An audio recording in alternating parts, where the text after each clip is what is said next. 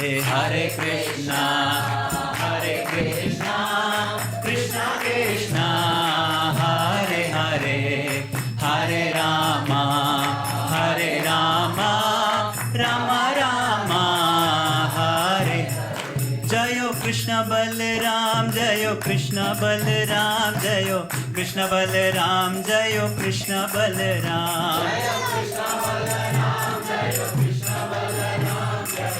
Krishna Balaram, Jayo Krishna Balaram, Jayo Radha, Sham Sundar Radha, Sham Sundar Radhe, Radha, Sham Sundar Radha, Sham Sundar Radhe, Jayo Radha Vallabha Shri Radhe, Radha Vallabha Shri Radhe. Jayo Jayo Prabhupada, Prabhupada, Jayo Jayo Prabhupada, Jayo Prabhupada, Prabhupada, Jayo Jayo Prabhupada. Nitai Gaura, Hari Bol, Hari Bol, Hari Bol, Nitai Gaura, Hari Bol.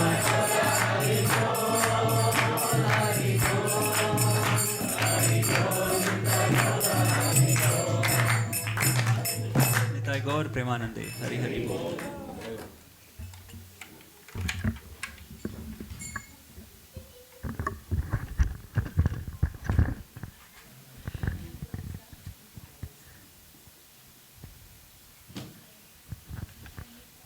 Hare Krishna. Welcome everyone for a special program. So today we are fortunate and blessed to have the association of two great saintly Vaishnavas. His Grace Sriman Sankarshan Das Adhikari, accompanied by his lovely wife, Her Grace Vishnupriya Mataji. So His Grace is based in Austin, Texas, but I can't even say that he's based in Austin because he travels across the globe twice a year and giving mercy for all of us. His Grace is the disciple of Srila Prabhupada, and he got initiated from Srila Prabhupada in 1971, and he became the initiating spiritual master of ISKCON under the guidance of GBC from the year 2000, and he has got disciples all over the world. His Grace travels across the globe in winter, June, especially in Melbourne, and in December, around this period. And he is running a lovely course, internet course called Ultimate Self-Realization, where every day we can receive course email at around 4 o'clock our Melbourne time. And the course content is like thought for the day every day, and the video for the day. So he takes a live video, and he is part of that email. And also he answers the questions. Anyone who asks, he personally answers the questions for them. And it will be part of that email. And for example, in today's thought for the day, we had about pollution within and pollution outside. And His Grace says that first pollution within is satisfied, then we won't even having any pollution outside. So it was an interesting topic today. So like this, every day it's a variety of information we gather from His Grace. And with this, today's topic is Take Me Back to Vrindavan, and my god brother Balaram Prabhu will be interviewing His Grace. So let's all sit comfortably and let's all tune in to this lecture, and at the end of the class he'll be giving, we can all open to questions and we can ask questions from our side. So if you haven't registered, please register joincourse.com, www.joincourse.com. All you need is your name and your email ID, and you start getting a thought for the day every day, and I'm sure it will change our life. I remember personally in 2006 when I was attending a small program in Bhaktivedanta, His grace was there, and I came to know that on that same night I registered, and I have been not even missed even one day of getting and reading that email, and I'm trying my level best to imbibe in my life. So it changes our life. So please, if you haven't registered, register. It's called joincourse.com. With this brief introduction, I'm handing over to my god brother, Balram Prabhu. Thank you, Dinavitsa.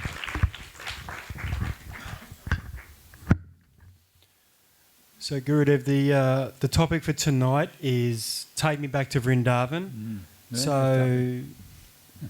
Very nice topic. So hopefully during this program we won't be soon in Melbourne.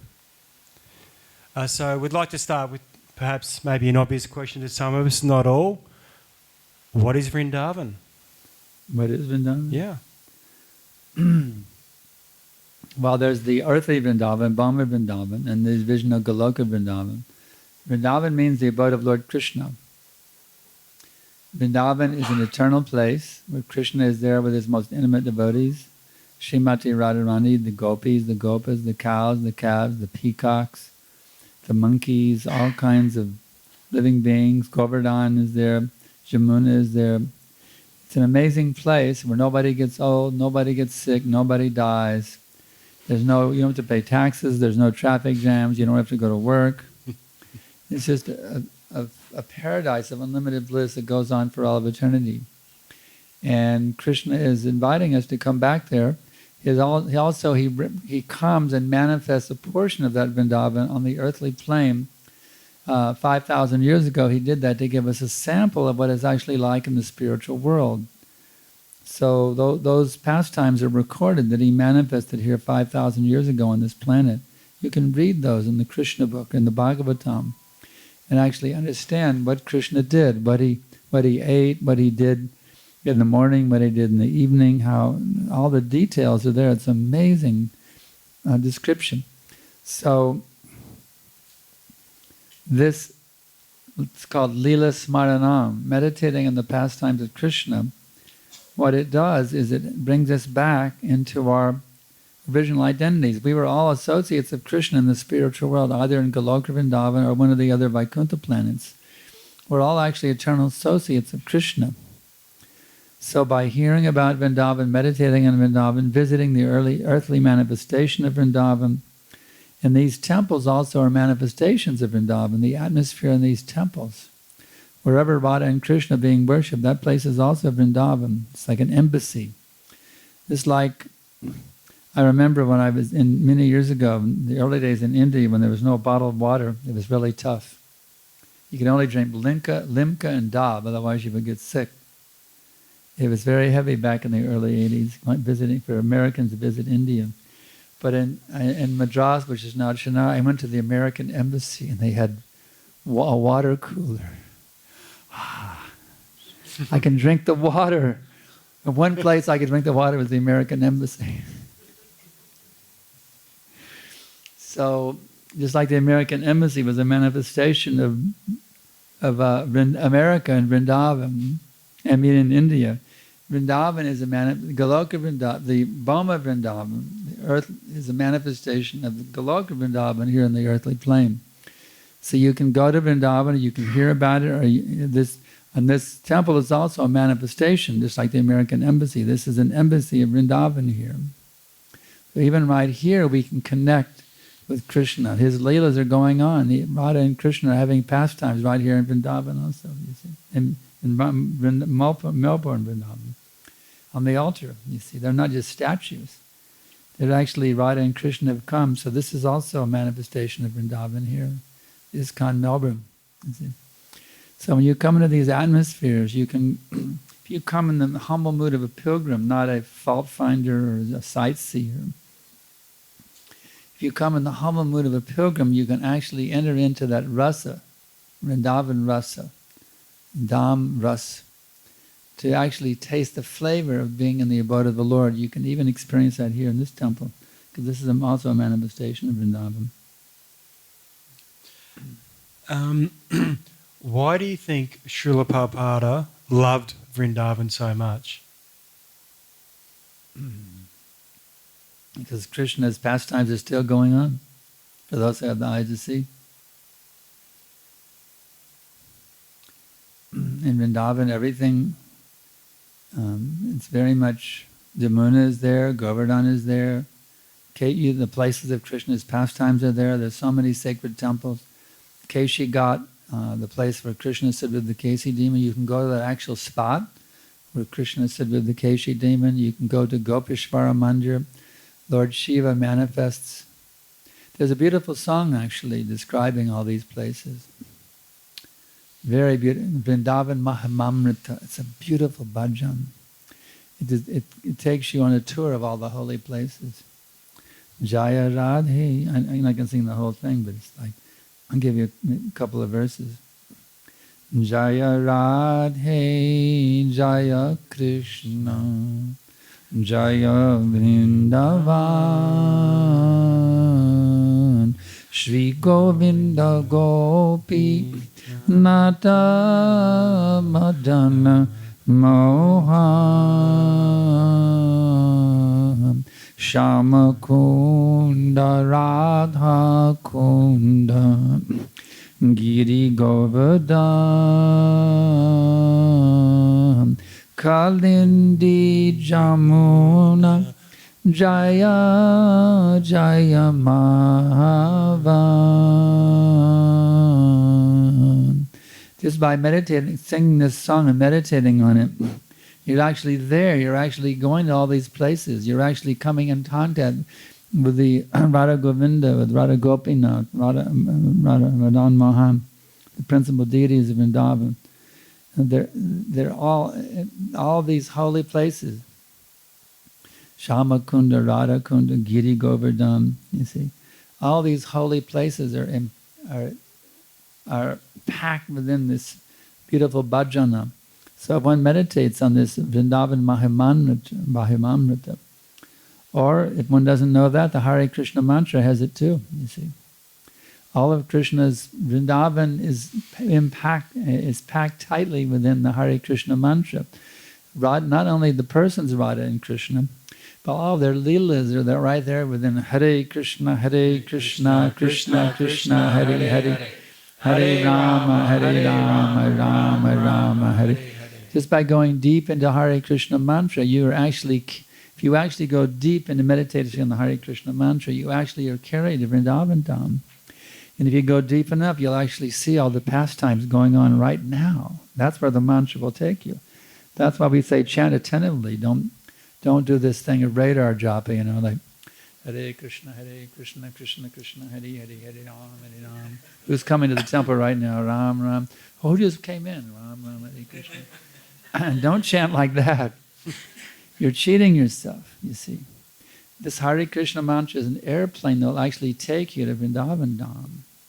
Factually, you will arrive in the holy Dham of Krishna if you go deep enough into the Hare Krishna mantra. Some people say my preaching is not very deep, but I can tell you right now that if you chant this Hare Krishna mantra with full attention, with full love, it will carry you all the way to Goloka Vrindavan. What could be deeper than that? What can be deeper than that? And how did Srila Prabhupada carry Vrindavan in his heart no matter where he went? By remembering Krishna and by always serving, you see. Prabhupada was always serving. Prabhupada expanded Vrindavan all over the world. ISKCON is an expanded form of Vrindavan. Prabhupada created the Vrindavan atmosphere in so many places. London, Melbourne, Sydney, New York, Chicago, Los Angeles. He expanded Vrindavan everywhere, all over the world, and he empowered us to even take it further, you see. By in every town and village, that is the mission. These teachings of Lord Chaitanya should be manifest in every town and village. So Prabhupada has given us the empowerment to spread Vrindavan to every town and village, not only in this planet, but even on other planets, if you can imagine that, the whole universe. Can you imagine interplanetary Sankirtan?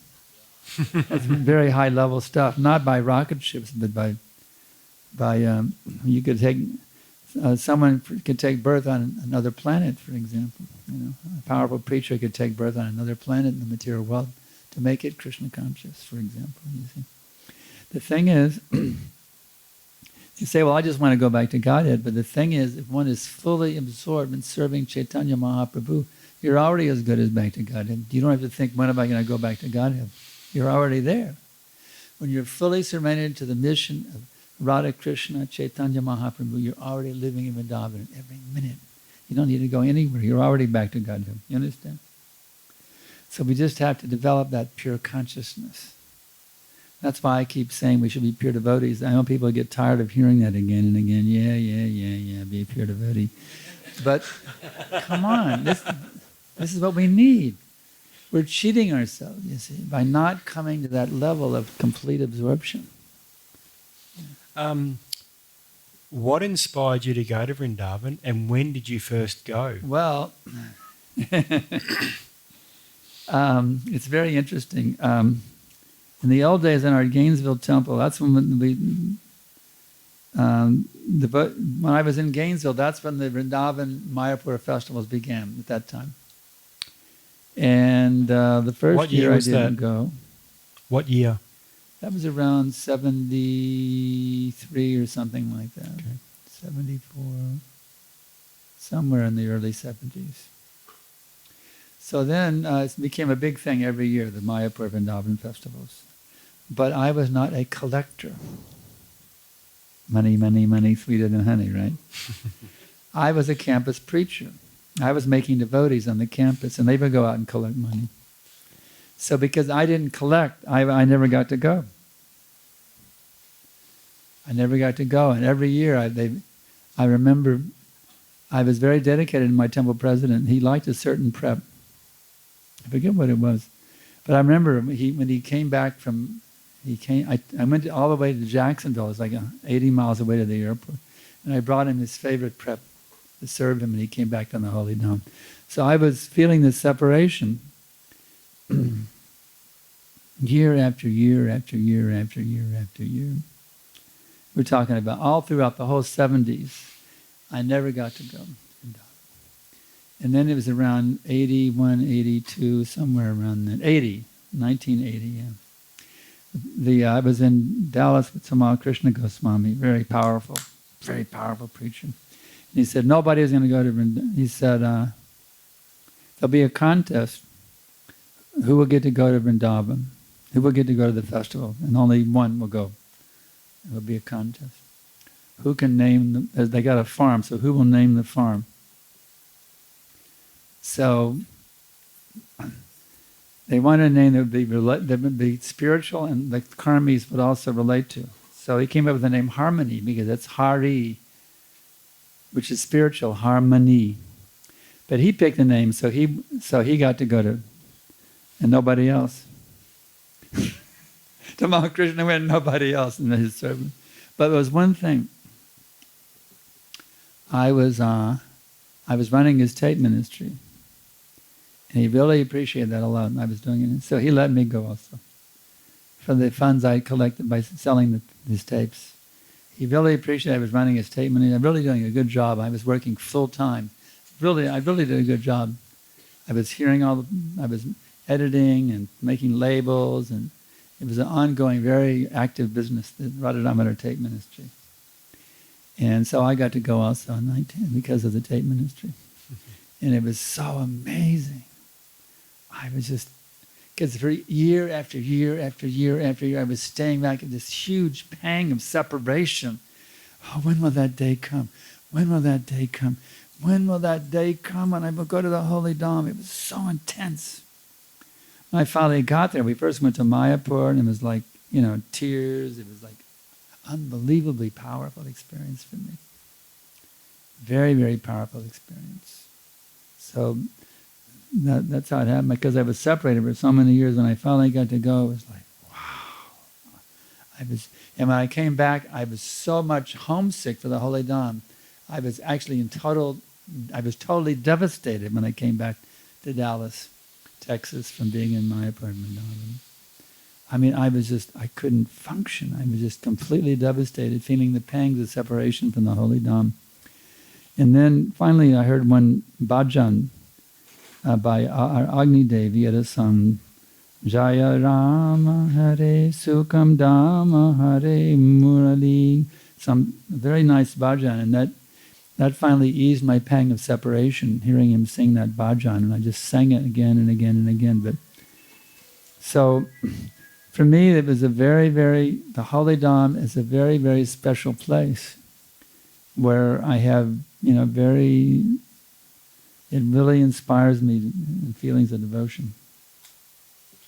It really inspires me a lot. And I think about it also. That's why even now this morning, right now for Mangal Arti, I go downstairs to Garbhastakam. Then I come up and offer Radha Damodar, their arti, singing Jaya Radhe, Jaya Krishna, Jaya Vrindavan. I offer that, I sing the arti there every morning now. But if anybody wants to come, they're welcome to hear that. I don't know if it's allowed, but anyway. It's during your japa period, so maybe in Tulsi worship, maybe you don't want to come, but it's a beautiful bhajan. It's so beautiful bhajan. I sing it every morning. I'm in Melbourne. Melbourne has a special place because the only place I sing it in the morning. In Melbourne and Vrindavan, the only two places. Because I go to the Mangal Arti here. And other temples, let's see, maybe I do it in Sydney. But usually sometimes we're staying outside the temple, so we just offer Garbhastakam on the Mangal Arti. But here I have two Mangal Artis. Here in Vrindavan, I go to Mangal Arti at Prabhupada Samadhi, and then I come back and offer Mangal Arti to Radha Damodar. So whenever I have two Mangal Artis, I sing the holy places of Vrindavan to Radha Damodar. Wow. I love it. It's so sweet. Very special thing for me to meditate on that holy abode. And one line I really like, it's Jaya Vrindavana Vasi. The offering obeisances to all the Vrindavan Vasis. That's a very nice line. Because there's so many great personalities and they're not really mentioned in the song, but when you sing the song, you offer your obeisances to all the inhabitants of Vrindavan. Next question. And when on that first trip, who did you go with, and who did you go with on your first trip to Vrindavan?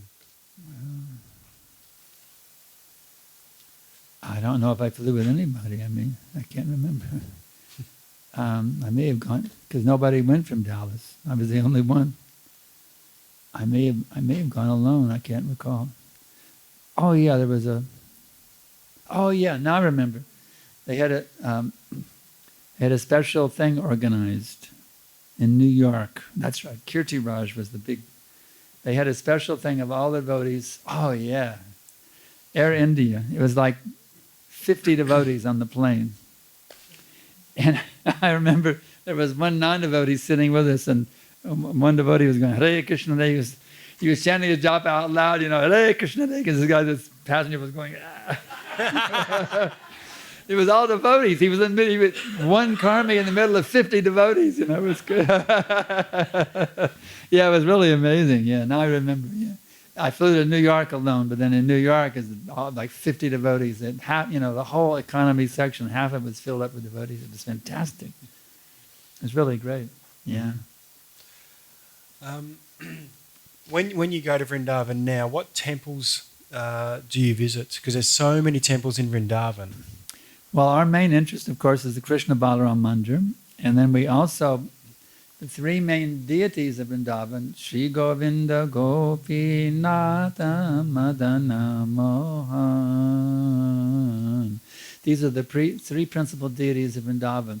Madan Mohan is Sambandha Gyan, establish a relationship with the eternal servant of Krishna.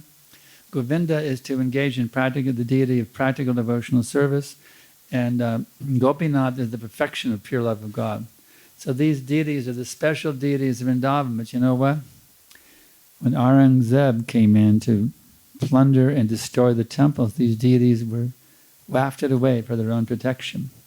Madan Mohan is now down in Karolia, a Rajasthani village. Gopinath and Govinda are in Jaipur. So my main interest when I go to Vrindavan is Krishna Balaram and Sri Govinda, Gopinath, Madan Mohan. So we go to Jaipur. We make a special trip to Jaipur, usually like once a year.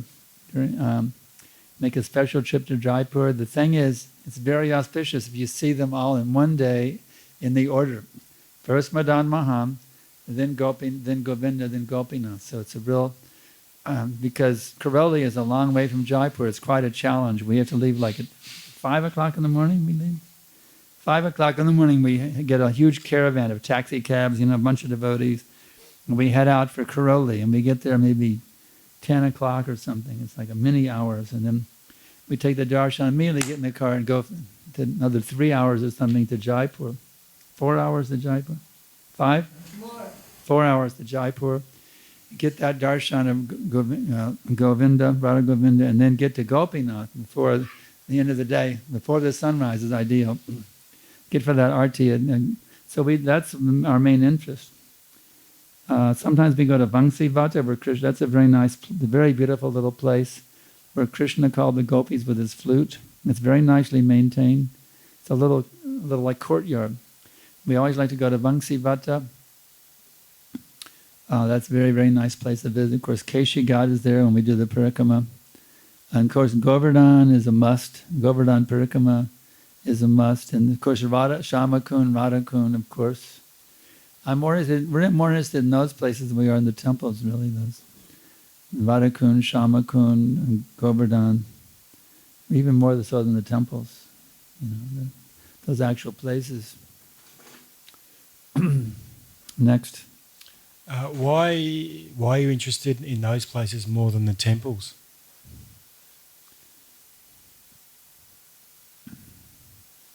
Well, those are actual Leela spots of Krishna. Nice.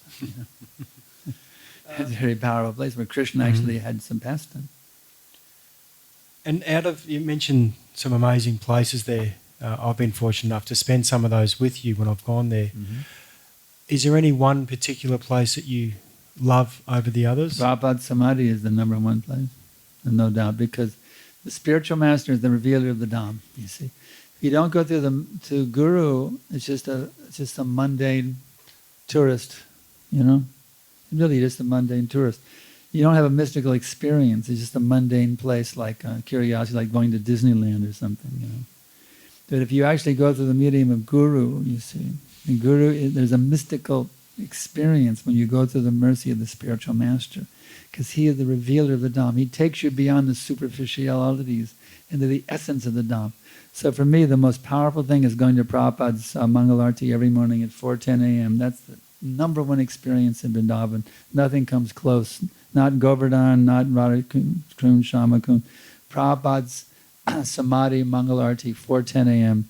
That's the ultimate experience every day, no doubt. Nothing competes. Nothing comes close. So if a lay person, a non-devotee, goes to Vrindavan, will they still receive any spiritual benefit at all? Certainly, anybody who goes there. But unless you go in a mood of devotee, you haven't actually entered the Dham. You're just in a shadow of the Dham. They get some benefit, obviously, because even the shadow of Krishna consciousness is powerful. But those who go in the mood of devotee, they get an amazing benefit. Same thing with the temple here. Same thing. Similar thing. This is an expansion of Vrindavan right here, this temple. So it's a similar thing here too. Somebody just comes, some worker comes to work on the lighting system. He gets some benefit. But if someone comes in the mood of devotee and bows down before Prabhupada and the deities, it's much more beneficial. You visit Vrindavan twice a year. How do you deepen your spiritual connection and how do you stay so connected? How do I do what? You visit Vrindavan twice a year. Yeah. So how do you maintain your enthusiasm and Well, you have to always be in the mood of bowing down. The first thing we always do when we get out of the cab, immediately dandavats. Immediately, automatically. Now as soon as we get out of that cab, immediately you get down on the cement, get down in the dirt, immediately dandavats. The first thing I do as soon as I arrive in Vrindavan. And that mood has to always be there, dandavats. Now I prostrate myself to the holy Dham. That's the mood that to always be in 24 hours a day. And when you're leaving the Dham, how do you feel? Same thing. I do the Dandavats again. But it's not like the first time I left. Now I've learned how to carry the Dham with me. First time I left, I was totally devastated. But now I know how to carry the Dham with me all over the world. Can you share some of those? Yeah, Radha Damodar traveled with us. So we're serving Radha Damodar, and they are the lords of the Dham. And all of our ISKCON centers. The thing is, if one is in the mood of giving Krishna to everyone in the order of Lord Chaitanya Mahaprabhu, that means you're in the Dham. You're in the Dham.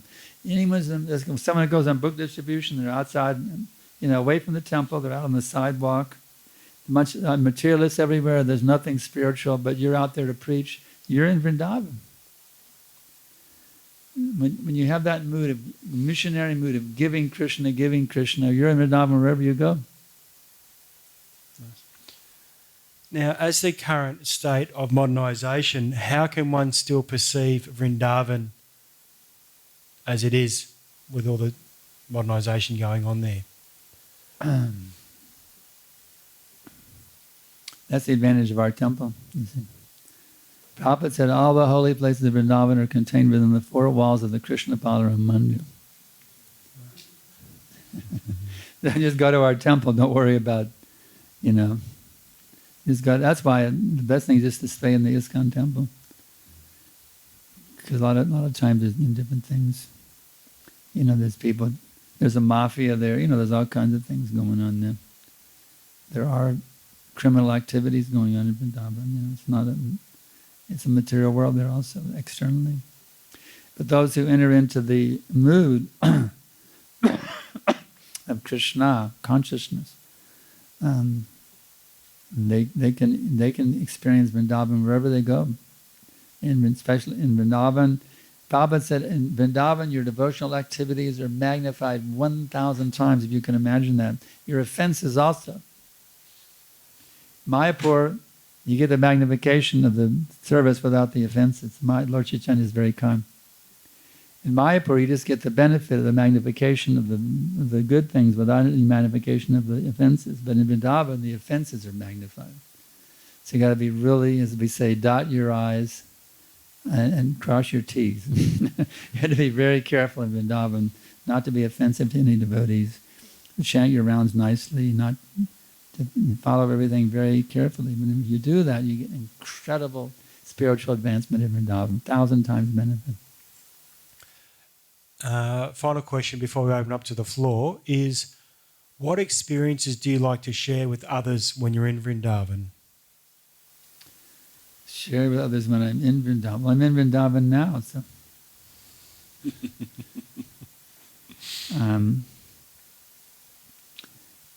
Personally, I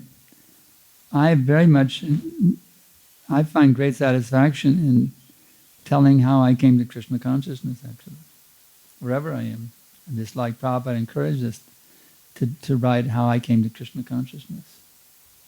So I find great satisfaction always in giving the story of my transition. Of course, it's a long story. We don't have 3 hours right now. But I really relish that everywhere. How did you come to Krishna Consciousness? That question I really like to answer. But I don't think it's practical now. I could a little bit if you wanted to. Sure. It's kind of a different subject. Kind of changing the subject. How did I come to Vrindavan? Well, for me it was, when I was at college, when I was in high school, my dad said, "Son, your college day is going to be the happiest days in your whole life. So you're looking forward to it, right? college, right?" So I remember the day he dropped me off at the northwest corner of the Austin College campus in Sherman, Texas. Dropped me off in Baker Hall. I moved in with my roommate, Kent Boynton, and I was so miserable I couldn't believe it.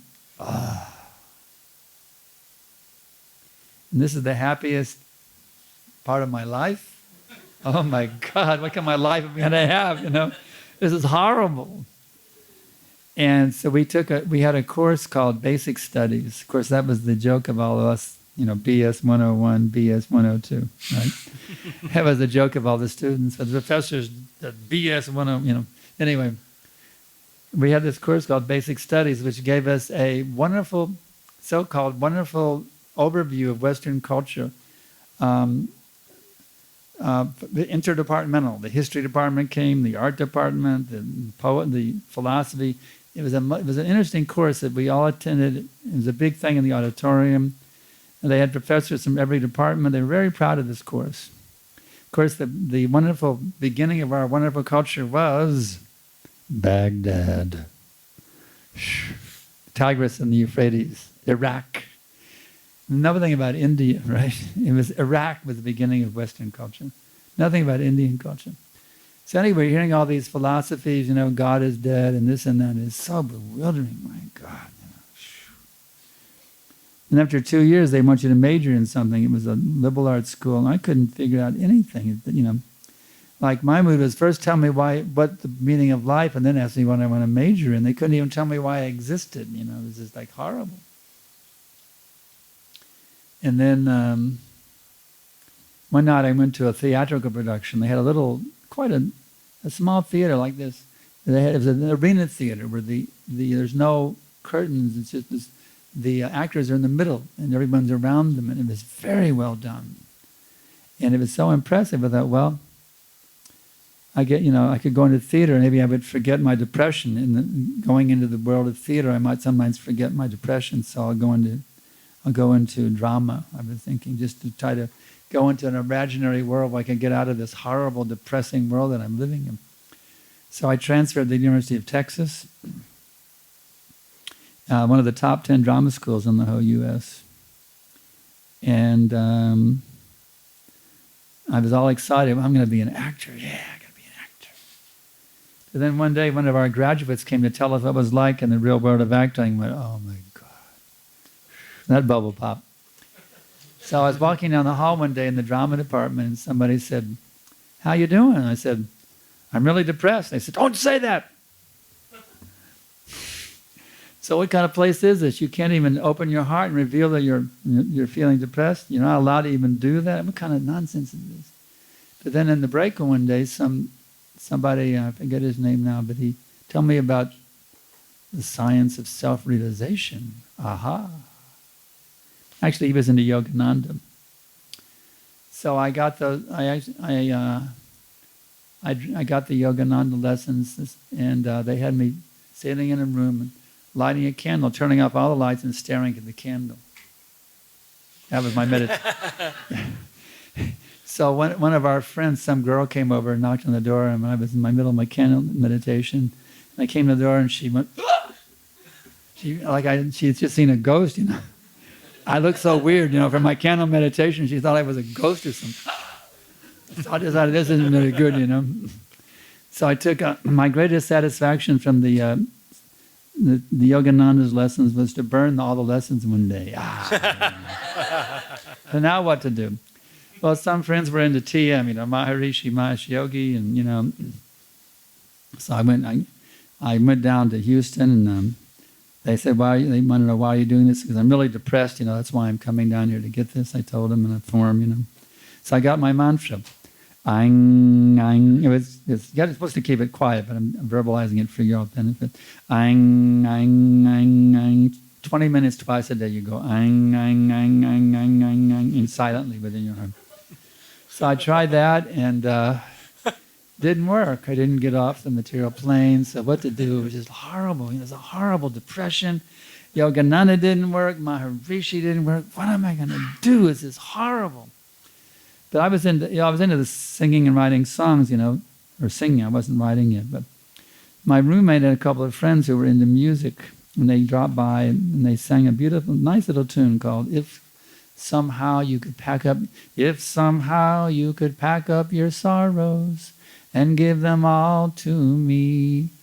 You would lose them. I would use them. Give them all to me."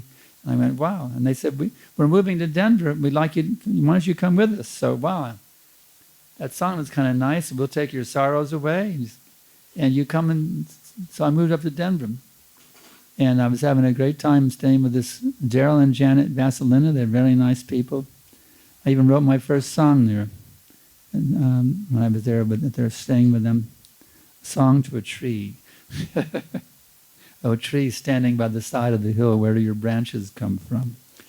I was inquiring. That was my first song. And but then they said, well, now you got to find your own place. Because, now I have to be lonely in a strange city, but I don't know anybody. But it's interesting, when I was there in Austin with my roommate, where Dale and Janet had come, one day we were out having a little watermelon party, in the hot Texas summer, nothing like a cold watermelon, right? So some hippie guy came up, and he looked really impressive. He had the John Lennon glasses and the White Album. He looked very serene and very meditative. And he talked about how you go to the forest and become self-realized. So I was a little fascinated with this guy. Patrick Dolan was his name. But then he left. He was visiting his parents. He left, and no one knew where he went. So anyway, I'm now in Denver, and I get an apartment, a little one-room apartment. And lo and behold, I enrolled this guy, Patrick, lived a block away from me. Wow, it's amazing. And we were going to the same school, Metropolitan State College. I was taking a few courses down there, so my parents would support me. And I was very much looked up to him. Of course, we were the hippies in those days, LSD and all that kind of stuff. And so one night I went over to visit Patrick. His roommate said, well, he went over to Joe's place. I went to Joe's place, and they'd all taken LSD, LSD trip. He said, why don't you join us? I said, no, thanks. No, thank you. So I went home to go to bed. Forget it. And but Joe flipped out on LSD. He took off all his clothes. He's running out. He took all his record albums, 33 and the third vinyls, and smashed them on the wall. He runs out on the street. He smashed his car into his fist into a car windshield and cracked the glass, if you can imagine how strong the guy was. Then he was going door to door, knocking on the door naked, saying, there's LSD in the water, can you give me a drink of water? Going door to door, asking for a drink of water, naked. So it's pretty heavy. They came to my house, my apartment, to hide out, so when the police came, they wouldn't be dragged in with him. It was a very silent but impassioned knock. And I was asleep with the lights off, all these people come in. And Patrick was really freaked out. He started going like this. He went, Hare Krishna, Krishna Krishna, Hare Hare, Hare Rama, Rama Rama. Everybody chant this, it'll protect him. Hare Krishna, Krishna Krishna, Hare Hare, Hare Rama, Rama Rama. He had been in San Francisco in '67 when all the devotees were very active there in Haight-Ashbury. So he learned the mantra from the devotees. So being interested in self-realization and meditation and really looking up to this guy, Patrick, I was really fascinated. What was that mantra, I went to his house the next day. He showed me an article in the Saturday Evening Post on the Summer of Love in Haight-Ashbury, San Francisco. In that article, they interviewed the devotees, Hayagriva and Mukunda, and they told the whole mantra was there in the article. I write it on a piece of paper, So now I had this mantra, and this guy that I really looked up to as being some kind of a high-level person, he recommended this mantra. So wow, it's pretty amazing. And then I got a Bhagavad Gita from the library, not as it is, but there was no purports. It was not so bad. And then I got a poster of Radha and Krishna. I made an altar. And I started offering all of my food before I would eat, and I would chant Hare Krishna. Just without meeting any devotees, knowing just on my own, spontaneous. That's been a previous life, you see. I was taking this up again from a previous lifetime, bowing down to Radha and Krishna, offering my food to them. And so now what to do with my life? I couldn't stand the going to college, this mundane stuff. I dropped out again. Now what to do? Well, a couple of hippie girls, they were going to go to India. And I had come with them. And, we're going to go check out A lot of hippies used to go to India, you see. There's a cool place for hippies to go. So they invited me to come with them. We're going to meet in New York and get a job on a freighter, you know, and go to India that way, get a free passage by working on a freighter. That was the whole strategy, me and these two girls. And Carol was the main one. If I get the other one's name. Carol was the main one who had this strategy. So I was going to meet them in New York. But first I thought, let me go, before I go to India and renounce the world, you know, give up the West. See, my idea was, you know, I'm just going to that'll be my career. I'll be a beggar in India, my career path. Indian beggar. That was serious. That was my career, an Indian beggar. So I had all my gear. I shipped it back to my parents' house. And then I went back to Houston for my last Christmas with Mom and Dad and Bob and Ann, my family. The last one, last Christmas. And one night I had an amazing, because I just wanted to renounce the world. I've been reading these books, Nati, not this. I was going to deny the material world completely and just be a beggar in India. But then one night I had an amazing realization.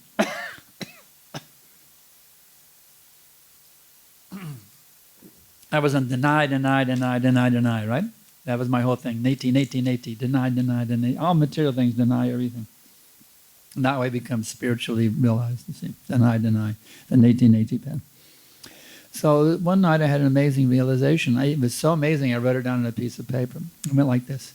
I denied and I denied until I could deny no longer, and then I had to start accepting. So in other words, once you deny everything, what is there left to deny? Denial. You understand? After you deny everything, there's only one thing left to deny, and that's denial itself. In other words, if you do nati, and everything's been nati, but now you got to do nati on nati. You understand? So now I have to accept something transcendental. What will I accept? So this whole vision of a world deliverance mission then came to me. This whole vision of there was some enlightened souls in San Francisco. And I would go and join them in this world deliverance mission. That became my vision. And so instead of hitching to New York, I hitched San Francisco. Instead of thumb this way, I thumb that way. Instead of hitching east, I hitched west. I hitchhiked to San Francisco. And the first people I met in Haight-Ashbury was the devotees, actually. But I was actually still very contaminated by Mayavadi philosophy. I'm God, you're God, we're all God. So this is cool. Some people chanting Hare Krishna. This is really great. I like that a lot. I went to the temple, and I was chanting Hare Krishna in the temple room, and some brahmachari says, "Oh, you're chanting so nicely." And I was thinking, ha, ha, ha, if she only knew that I am Krishna. Talk about Mayavadi, right? So I wasn't really ready to surrender yet, But I had this idea of a world deliverance mission. So I just became a singer-songwriter, wrote hundreds of songs, singing them in the Haight-Ashbury neighborhood, up and down the street every day. And they said, "You're going to make the Haight beautiful again." People really appreciated what I was there singing songs about love and peace and this and that. But the vibe started getting bad in San Francisco, and I decided to check out Berkeley, a big university campus over there. And I went over there. There was a whole scene. There was minstrels up and down Sproul Plaza. It was a huge scene. And so many students would come and listen. So this is much better than Haight-Ashbury. So I relocated over to Berkeley. I wasn't working. I would just live as a mendicant, you see. You would sing all day, and if somebody put you up and feed you, you'd take it. And that way I lived. I didn't have a job. I didn't have any money even, practically speaking. Maybe a few people would give me a few coins appreciating the songs. I'd buy a fried pie or something to get by. And first night I slept in the bushes in the park. So I had no facilities materially. I was just depending on God how to live.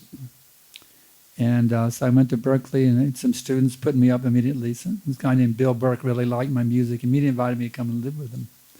As soon as he heard me sing one song, and that was it. "You're come and live with me." Bill Burke.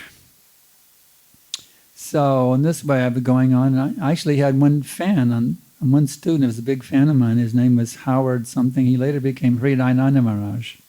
He was one of my fans. He used to like my singing on the campus. So anyway, I'm going on and kind of get sidetracked now about this whole thing of, my becoming a famous musician. I shared the stage with the Grateful Dead in the airplane one day at a concert. I got really puffed up. They were the big names in those days in music. I did a set between them. So I was getting pretty proud and puffed up. But then somebody shows up in Berkeley, and his name is Makanlal Das Brahmachari, to start a temple in Berkeley. So I kind of, made a relationship with him, and he invited me one day that I'm going over to the temple. Why don't you come with me in San Francisco? There was no temple. He was just there staying with people, kind of like I was, a mendicant. But he invited me to come with him to the San Francisco temple. So I spent the night in the San Francisco temple now. And I got up in the morning, and they had a peg on the wall with japa beads for guests. So I chanted my first round of japa that morning. And it was amazing. Then I hitchhiked back to Berkeley, and it was like, I remember I was just laughing in ecstasy, and it was like very mystical. That round of japa was amazing. Amazing thing. That night I was over just hanging out with some people, they were sitting around watching television. I went, oh my God. I went out on their front porch and wrote another song called Do You Think I'd Waste My Time Playing Around in Misery When I'm So Close to Nirvana? I went like, do you think I'd waste my time playing around in misery when I'm so close to Nirvana? I felt that Nirvana was coming soon after that experience of the japa. Spiritual enlightenment is coming soon, and I'm not going to waste my time watching a stupid television show, you see. I don't want to divert my consciousness. I had that strong feeling that spiritual enlightenment was coming soon. So anyway, the vibes got pretty bad. In the beautiful love and peace scene of the West Coast got really bad. There was a murder at the Altamont concert. It was a famous concert. It was supposed to be the West Coast love Woodstock. So I decided to go back to Austin and check it out. I tried to re-enroll. I couldn't stand being a mendicant on the streets. It was too much. I'm going to go back to school now and get supported by my parents, get a job also. And I think I just got a job. I may not have been supported, but then I got a job. I may have gotten some support. Now I'm going to go back and be a student again. I just can't handle being this countercultural person. Because it's too much anxiety, and to plug back in is be a part of the establishment once again. I got a job at a hospital. I've been enrolled in the university. But it was like, oh boy, it's just difficult. I couldn't go back and just be a student and be an ordinary person. I couldn't. I had this whole spiritual revolutionary urge within me. I just couldn't do it. So one day, I decided to take my guitar to the campus. And between classes, I sat down on the South Mall, the big statue of George Washington. I became an instant sensation on the university campus. Hundreds of students were coming to hear me. They even wrote songs about me. I mean, I became a sensation on the campus in the 1970s. So then I was singing for a free lunch at the famous popular vegetarian restaurant, and living as a mendicant once again.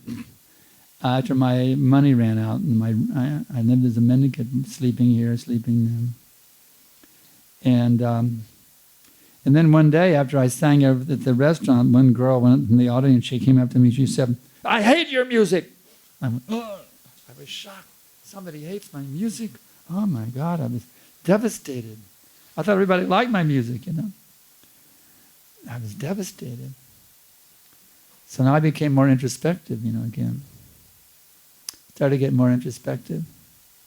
I even wrote a song called "Everything is Sacred," trying to see how God was present everywhere, Became more introspective. And so now we're rolling into 1971. And again, I was staying with some different people. I was staying with a guy named Mike Bridges. And when I was in Houston, I visited my parents and had Christmas with my parents. And one day in the grocery store, some young man invited me to come approached me and my mom and invited me to come for a Bible study every morning. So I had nothing to do, so I said, all right. Every morning he'd pick me up at the crack of dawn and take me to a Bible study. He was a Mormon. I didn't know he was a Bloop devotee, actually. He was a Bloop devotee named Nityananda Das. He became a Mormon. He had a copy of the TLC in his bookshelf. He didn't give that up. He was still attracted to the teachings of Lord Chaitanya. But anyway, that was never mentioned. I found that was kind of an interesting side point. He was a Bloop devotee. So anyway, I got in the habit of getting up early every morning to study scripture. Now I go back to Austin to go back to my music thing, singing here, singing there. Sometimes getting a gig out in a different city, at a place. I'm trying to expand my, get some connection in the music world. And, but I became very introspective. I started reading the Bible every morning. And I was wondering, I was trying to figure out what made, Lord Jesus Christ was a self-realized soul. That's what I want to be. Now, what made him a self-realized soul? How can I be like that? That was my intense desire. You see. How can I become like Jesus, a self-realized soul? So I was reading the Bible, and one day, Eureka! I found it. Jai! Christ says, Father, not my will, but thy will be done. Aha, that's it. You just got to do what God wants. What does God want me to do? I'm waiting for the voice from the sky. Like in the Bible, Saul was on his way to Damascus, and he had a vision. God said, you are now Paul, and here's your duty. I was waiting for my Damascus experience of a voice from the sky, and it wasn't coming. It wasn't coming. It wasn't coming. It wasn't coming. What to do? Anyway, one day I was down singing a song at the Vegetarian Co-op. They had a little stage for musicians out front, singing one of my songs out there. And it's kind of depressive for a musician's ego. Just one little girl was hearing me, and that's my whole audience, one little girl. Maybe about as old as this girl here. How old is she? 5? Huh? 5 years old? Maybe a little of she was probably about 8 or 9. A very little girl. She was hearing me sing, and it was really amazing because I really felt bad she was the only one. And I couldn't believe what happened. She came up to me after I sang. She read my mind. Can you believe it? She said, don't worry, God can hear you. I went, wow. That's amazing. How did she know? And how could she say such a thing? It's amazing. It was like God, it was an arrangement of God himself. I mean, can you imagine a little child coming up and saying, don't worry, God can hear you? That was amazing. And then I said, I've been waiting for God to hear God. I can't hear him, but he can hear me. Jai.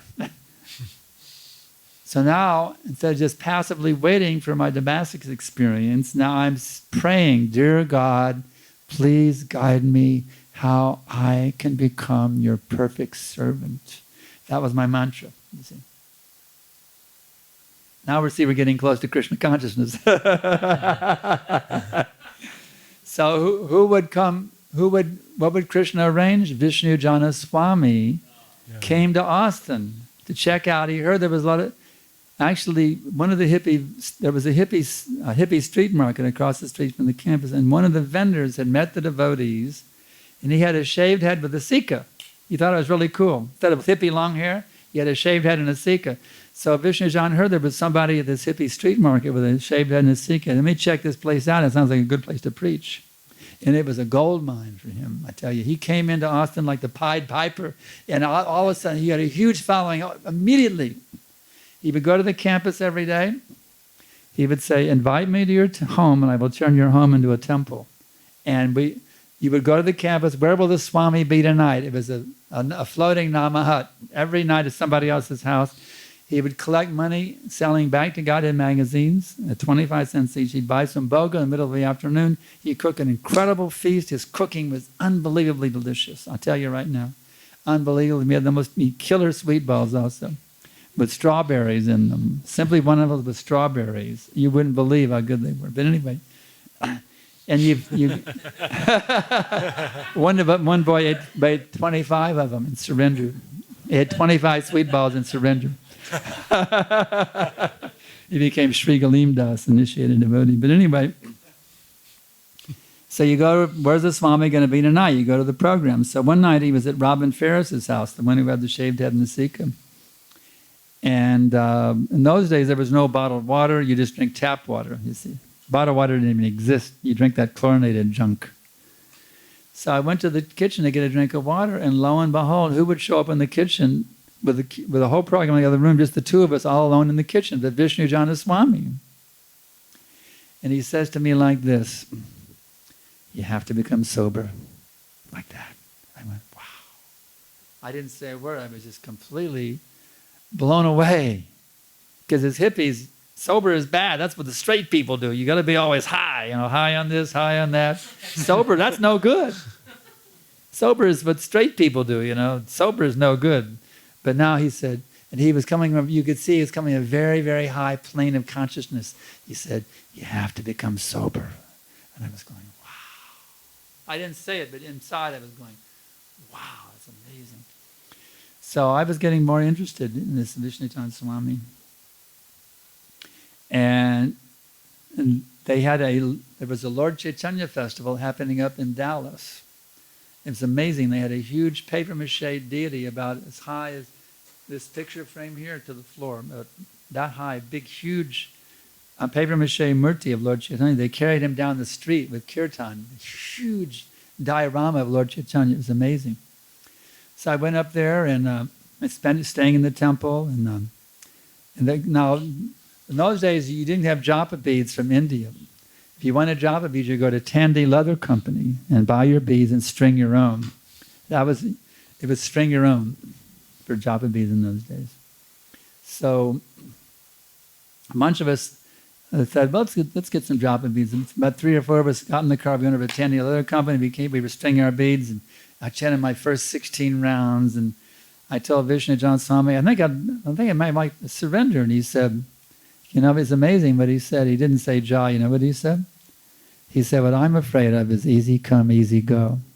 Wow, he challenged me. Instead of saying, Jai, we welcome you, he said, what I'm afraid of is easy come, easy go. He challenged me. Are you real or are you fake? He challenged me, I had to show I was serious. That was very intelligent, what he said. Instead of just saying Jai, he said, what I'm afraid of is easy come, easy go. So I thought, let me just try this Hare Krishna thing, Yeah, we're running out of time, but to kind of wrap it up here. Let me try this Hare Krishna thing, make a little experiment, chant 16 rounds, all the principles. Of course, I was a singer-songwriter, right? And then George Harrison just come out with My Sweet Lord. It was a huge mega hit. Oh, there we go. I'll be another George Harrison, right? I'm not going to be a brahmachari, I can chant Hare Krishna and be a singer-songwriter. That was my idea,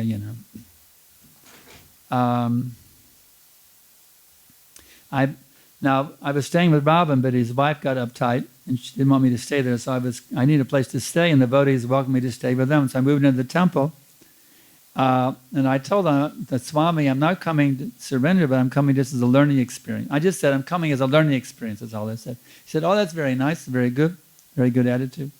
I didn't go to surrender, I just came to learn more about Krishna Consciousness, so I can write better songs like that, you see.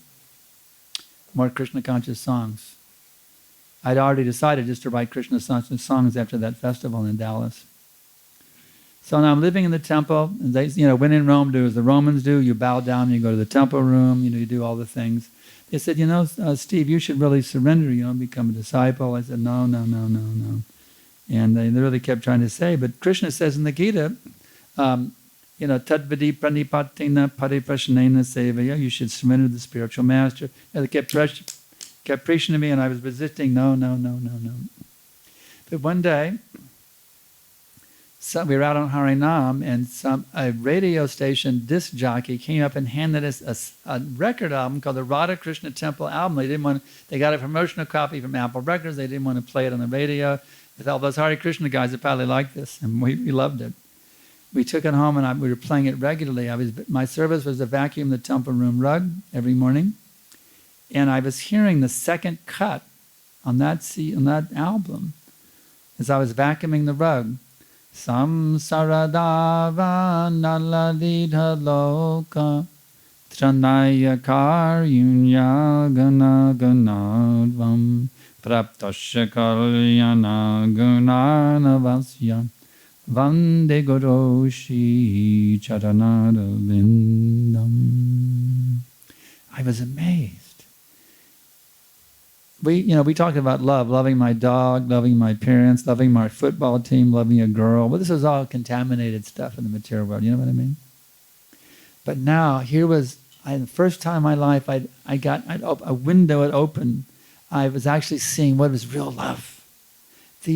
Real love means total surrender, you see. That's real love, you see. So I was amazed to hear the ecstasy. I could tune into the ecstasy in the hearts of these devotees. It was very, very, very deep experience I had. Tuning into the ecstasy that these devotees were feeling by giving their lives and lovingly giving their lives to Prabhupada. I was absolutely amazed at that consciousness.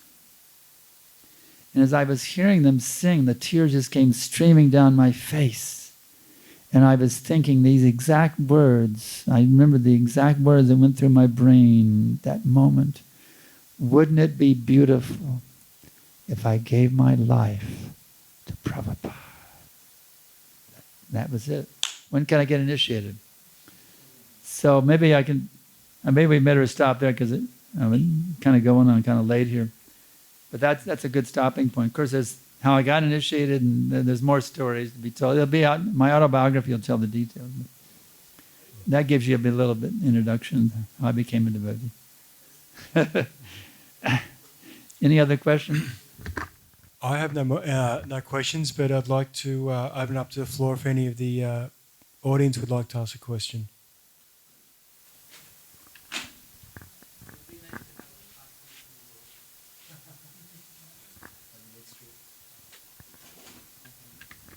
Any other questions? If not, we can adjourn. Here's a question. Hare Krishna Maharaj. We were talking a few days back and somebody said, are there demons in the Golok Vrindavan? Not in Bhom Vrindavan we heard that demons were there. Yeah, in Golok Vrindavan there's no demons. That's No right. demons. No demons. So only in Bhom Vrindavan. Whatever was happening here was not part of the Leela which is going up there. There's some kind of there is some kind of a sensation of, there's actually no demons in the spiritual world, obviously, we know them. So there's some differences also, you can say. Some differences. Kamsa is not in Goloka Vrindavan, obviously. Thank you. Yes. Hare Krishna Maharaj. Can we have serious differences of opinions in Goloka Vrindavan also? Or which can lead to enmity? Yeah, in a transcendental way. I mean, some people feel being a gopi is the best. Some people feel being a gopa is the best. Some people being a peacock is the best. So there are different moods, but it's all beautiful. It's not that people are arguing over philosophy in Goloka Vrindavan, but there are different moods of serving Krishna. And every devotee serves in according to his own mood, and every devotee has his own unique mood also. There's no two moods that are exactly the same. Each gopi even has their own individual way of relating with Krishna. Each gopa, everybody has their own individual way of loving Krishna. And there's no clones. Everybody's a perfect individual there. It's not that, it's just a standard thing. We hear about Gopi Bhava, of course, it's a very high level topic, but every gopi and every gopa has a different bhav with Krishna. There's unlimited subtleties of varieties of relationships or emotions with Krishna.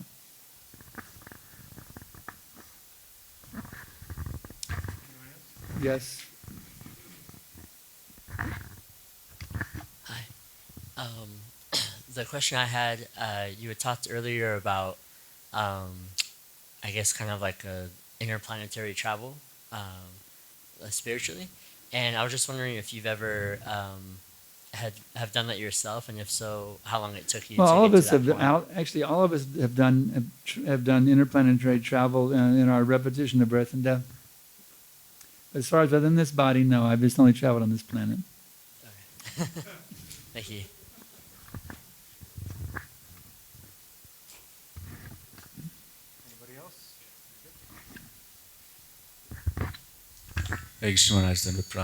Thank you for such a wonderful class. You talked about. Okay. I hope it's going to be better. Maharaj, you talked about that the Vrindavan Leela is still going on. Yeah. So that's who has the eyes to see. Yes. It's happening right now. Right. All the Leelas. They're called Nitya Leelas, eternal pastime. So, for the practicing sadhakas, how do we understand and how do we experience? Because most Krishna of us... book. Read the Krishna book. A very simple thing. Read the Krishna book. And you can experience the wonders of those pastimes just by reading about them. As you're reading them, they're actually happening. The reason I'm asking is especially when we take our kids, to the Dham, right? Well, you need to school them in reading, hearing the pastime, not just taking them as sightseers. You should school them here in reading Krishna book before they go. Teach them how to connect on the vibrational level with the Holy Dham. Don't just take them to the physical Holy Dham. Because if they don't know how to connect on the vibrational level of hearing, they'll just see it as some dirty Indian village. You know what I mean? They need to learn how to enter into the... You should read Krishna book stories to them regularly. So they're fascinated. Oh, mommy, Krishna did this. Krishna did that. They should be fascinated with these pastimes. And you go there, it'll be a whole other world for them. You have to school them before they go. They're entering into Vrindavan Dham by hearing about the Leelas of Krishna, right here in Melbourne. That's what you have to do. You know, on the airplane, you can be reading stories to them. Get them Krishna coloring books, you know. Really absorb them in the pastimes right here, right now. That's the key. Thank you, Maharaj.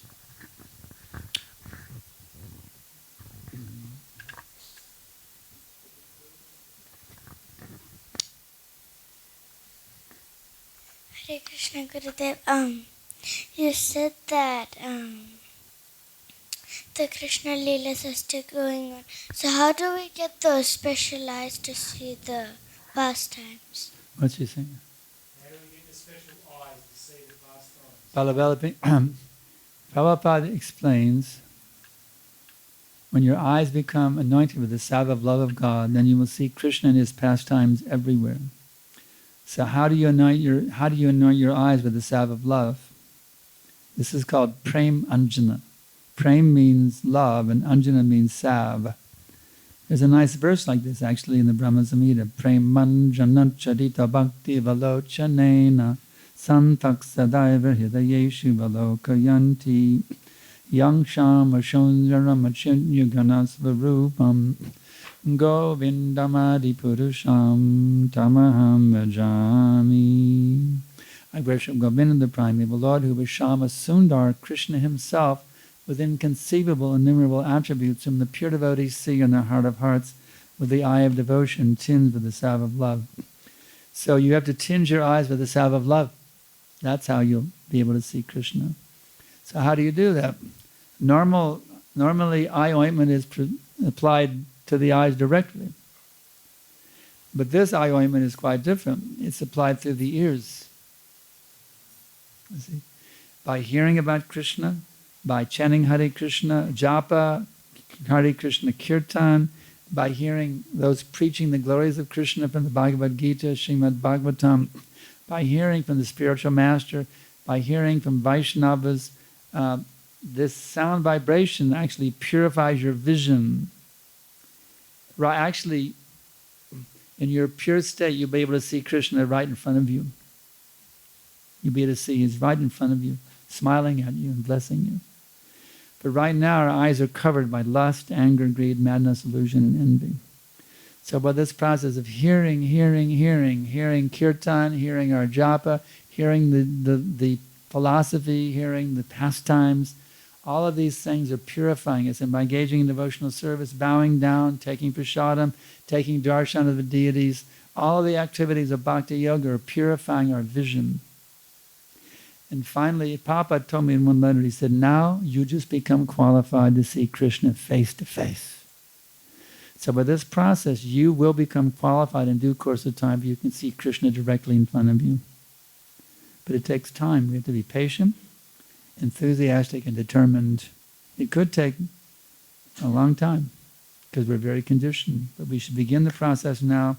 And even a slight advancement on this pathway brings relief from all kinds of anxieties. Okay? Anything else?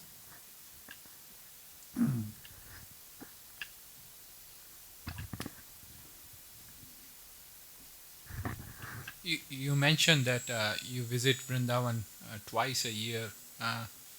So what are the months where we can visit while you are there? Well, it depends. Some years we go for the Kartik, and sometimes we go before the Kartik. That's a question you just sent me by email. I don't remember the... I don't know that specific question. Where is my iPhone down there? Yeah, I don't think it's there. No, that's a specific question. I don't know the answer. Our dates. We already have our tickets, but I don't remember the dates. We're already ticketed to go to Vrindavan twice. Huh?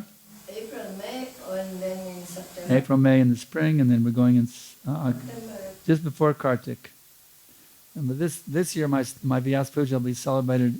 My Vyas Puja is on the 10th day of Kartik, and Krishna really gave me a special mercy. My Vyas Puja is on the 10th day of Kartik. But this year we're going to celebrate that in Kaunas, Lithuania, and then so we're going to go to Vrindavan first, and then come back to. But sometimes we go to we do Lithuania first, and then we go to Vrindavan. This year we're doing, so it varies. You have to just check my calendar. It should be posted on the website. It's scheduled. Is it limited to only your disciples, or your students or well-wishers can join? Everybody is welcome to come. The whole world can come. That's my goal. Check the whole world in Vrindavan.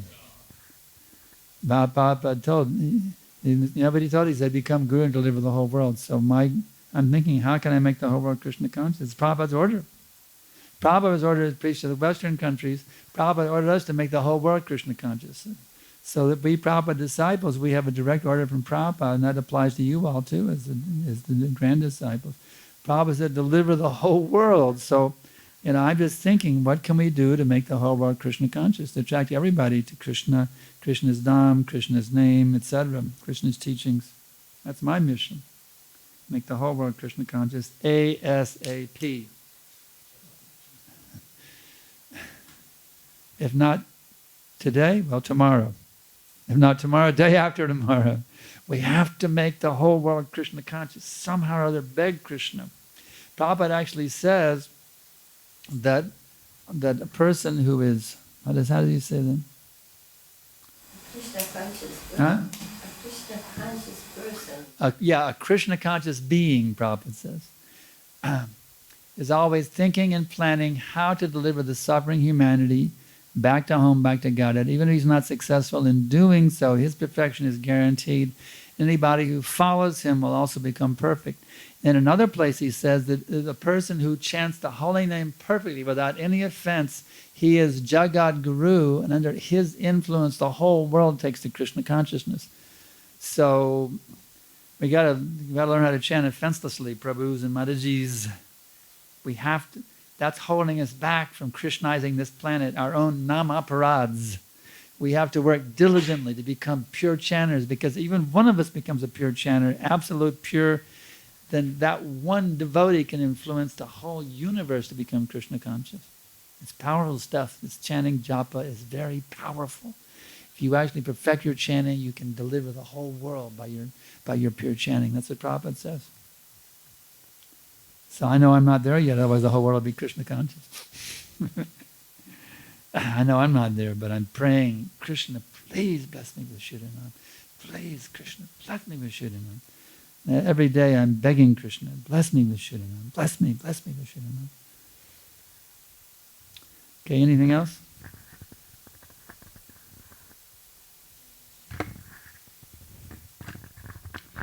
So we'd like to end here.